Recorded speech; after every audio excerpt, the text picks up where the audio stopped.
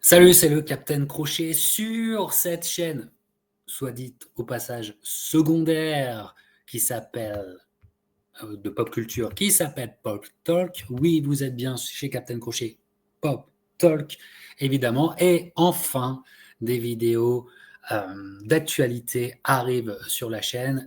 Alors, n'hésitez pas à vous abonner, n'hésitez pas à soutenir, évidemment, pour qu'il y ait de plus en plus et que on soit vraiment dans le game. Voilà. Alors, la chaîne Pop Talk, qu'est-ce que c'est? Eh ben, c'est toutes les vidéos du Capitaine Crochet, notamment, personnage qui parle de boxe sur une autre chaîne, dans un autre univers, sur un autre YouTube, mais qui, pendant des années, il faut bien le dire, a fait, je parle de moi à la troisième personne, je suis Alain Delon, j'ai fait des vidéos pop culturelles sur la pop culture que j'aime, le cinéma US des années 80, les comédies des années 80, les comédiens des années 80 US, notamment la musique métal, la musique pop, évidemment, et avec mes sociétaires, si je puis dire, au fur et à mesure des années, et en bon punk que je suis, je le mettais sur ma chaîne principale, ce qui faisait un peu de confusion pour les gens qui voulaient absolument parler de bagarre et non pas de John Candy. Alors, c'est dit maintenant, cette chaîne existe, et puis vous voyez, j'ai fait quand même pendant des années d'innombrables vidéos pop culturelles, puisque la rediffusion, en fait, je re-upload les vidéos, et ben, ça a tenu presque une année à vous re-uploader des vidéos. Maintenant, elles sont modernes, elles sont d'actualité, et aujourd'hui, on parle, et je me devais d'en parler évidemment, du documentaire sur Amazon Prime, I Like Me, sur John Candy. John Candy, vous savez, un, un visage, une figure des années 80 US, canadienne, devrais-je dire, qui me plaît énormément. Vous pouvez retrouver notre vidéo de près de plus de 2 heures sur John Candy, faite avec les superbes youtubeurs, le duo magique de l'heure magique et Alex de La Fuite en vidéo. Voilà, vous le pouvez retrouver sur ma chaîne et sur la chaîne de La Fuite en vidéo. C'est une vidéo qui date il y a quelques années, mais qui, je pense, est extrêmement pertinente. Pourquoi? Parce que, en tant que fan, je me suis rué sur ce documentaire I Like Me, documentaire fait en grande pompe et fait normalement pour le cinéma et produit par Ryan Reynolds et le fils de Tom Hanks, que vous voyez, avec les enfants de John Candy à la première au TIFF, au Toronto International Film Festival. Voilà, ça avait fait, vous voyez bien, le t-shirt canadien de Ryan Reynolds. Et donc, j'en attendais beaucoup. Pourquoi? Alors, c'est pas pour me vanter, et surtout vanter mes chers collègues, La Fuite en vidéo, l'heure magique, Captain Crochet, puisque en fait, ben, cette vidéo-là sur John Candy, si vous aimez John Candy, eh ben, elle fait office de référence en français, tout simplement, puisque ce documentaire m'a déçu.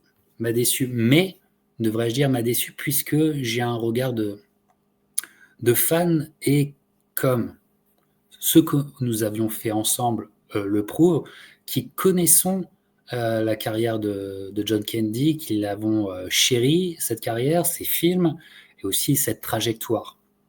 Voilà. Déception de I Like Me, parce que je ne sais pas à qui s'adresse ce documentaire. Alors, j'ai entendu des youtubeurs français, des petits youtubeurs français un peu comme moi, etc., qui discutaient entre eux et qui parlaient de I Like Me, et qui disaient c'est vraiment passionnant, c'est une découverte, je découvre ce personnage, et dans ce contexte, je comprends tout à fait.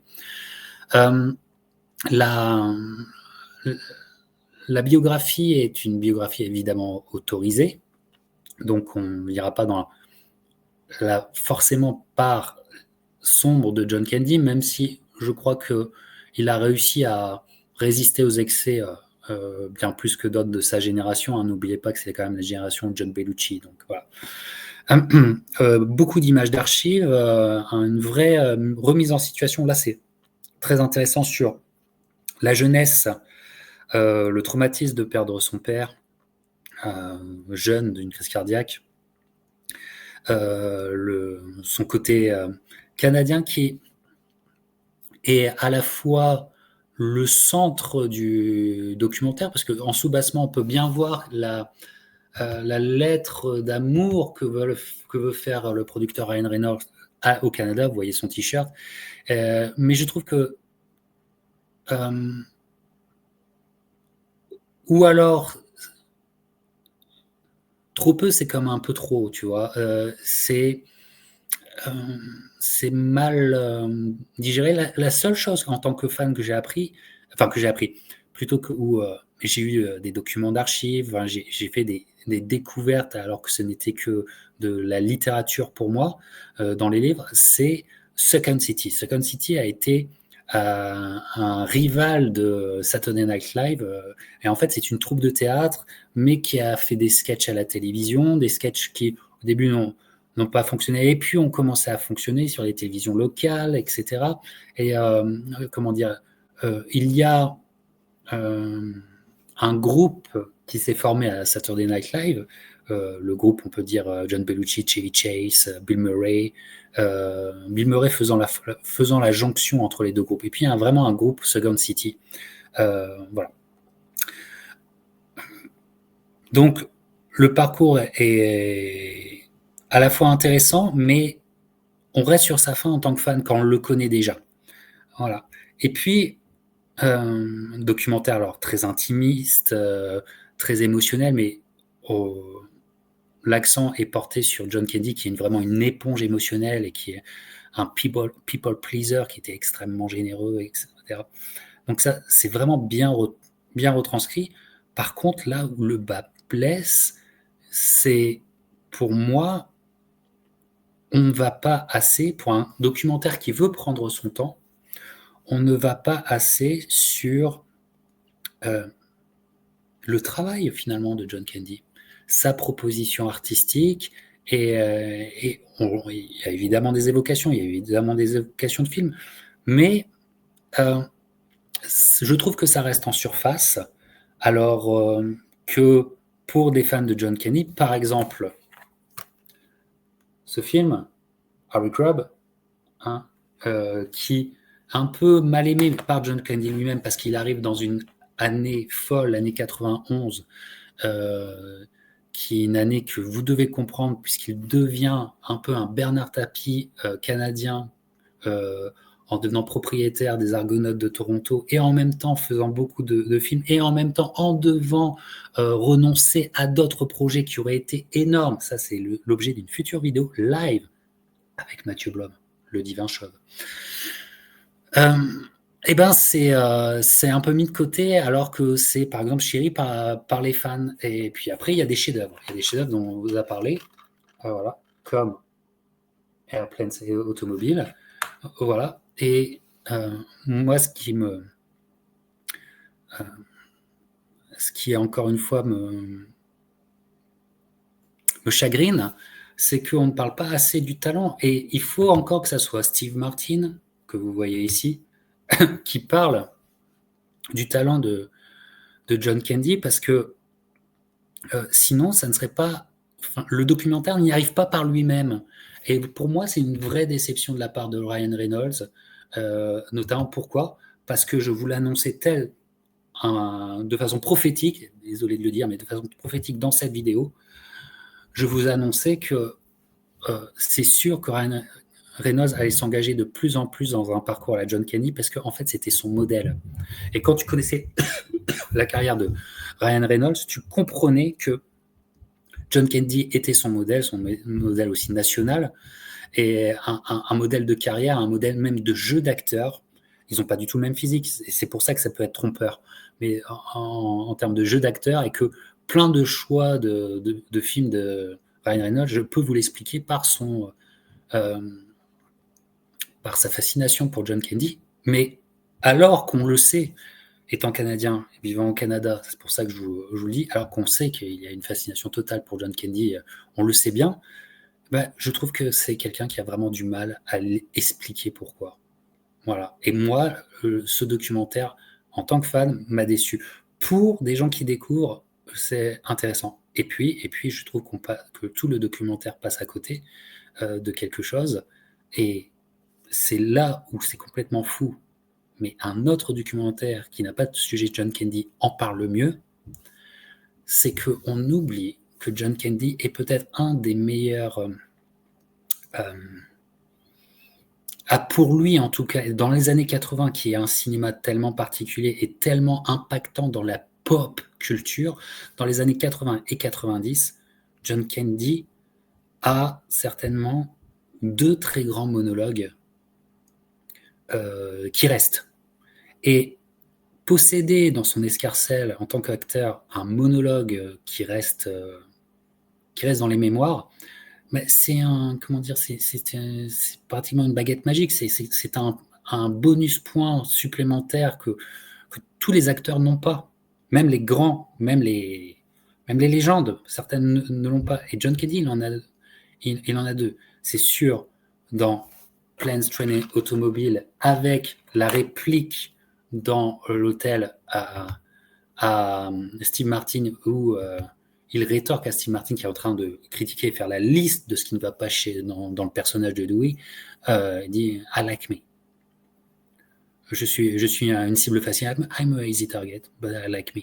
Et ça, c'est un monologue qui est resté. Et puis surtout, on ne parle pas dans ce documentaire sur John Candy, on n'évoque pas, en français ça s'appellera Star Rocket, je suis d'accord avec la fuite en vidéo, quel titre de merde, Cool Runnings, qui est un carton de John Candy juste avant sa mort, avec une implication de John Candy comme il savait s'impliquer dans ses projets, c'est-à-dire le cinéma ou le football, il s'impliquait totalement, et Cool Runnings a été une implication totale de John Candy dans le film, puisqu'il a fait des démarches même administratives avec les gouvernements provinciaux canadiens pour faire ce film. Avec un immense dialogue, un monologue de film de sport d'ailleurs, où il vient faire amende honorable face au jury olympique. Enfin, monologue qui a aussi cristallisé la jeunesse des années 90, qui regardait ces films. Et puis, en sachant qu'il y a un monologue caché aussi, qui est certainement un des plus grands, qui a été coupé au montage. Voilà. Donc, vraie déception quand des films, alors je sais pas, pour une histoire de droit, quand on a certainement le documentaire définitif sur John Candy, où Cool Runnings n'est pas évoqué, et puis les films mineurs, mais les films aimés des fans mineurs, des fans de John Candy. Alors évidemment, la connexion John Hughes et John Candy est évoquée, mais encore une fois, j'en suis désolé, mais Alex de la fuite en vidéo, Fouette de l'heure magique et moi-même en avons vraiment longuement plus parlé dans cette vidéo, et j'espère que cette vidéo vous donnera envie de vous replonger dans la carrière totale de John Candy. Voilà, donc si je ne connaissais que le visage de cet homme, en sachant que dans la culture pop US, il est quelqu'un. Effectivement, ce documentaire m'intéresserait. En étant fan, je suis assez déçu. Je suis profondément déçu. Et pour vous dire, il est battu à plat de couture par un autre documentaire qui est sorti il y a 2 ans sur Apple TV et qui est pour moi essentiel.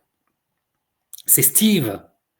Et je vous ferai certainement une vidéo sur Steve Martin, évidemment, documentaire en 2 épisodes, en 2 chapitres monstrueux, quand on aime, encore une fois, qui là régale les fans hardcore, et qui, dans ce documentaire, Steve Martin l'évoque aussi dans celui-là, puisqu'il est invité, mais dans ce documentaire, Steve Martin prend le temps d'expliquer à quel point il aimait John Candy, et nous montre, c'est ça qui est fou, il faut aller chercher le documentaire de Steve Martin pour en apprendre plus sur John Candy, et nous montre le scénario et les dialogues de Un ticket pour deux, donc Planes, Trains et Automobiles, où la fameuse scène, on est presque à la fin, la fameuse scène de la Metro Station, j'en dis pas plus, en fait, est une scène tronquée,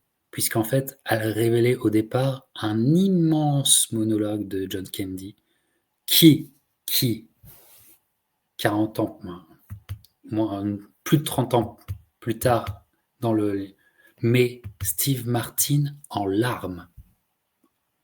À sa lecture, Steve Martin en larmes.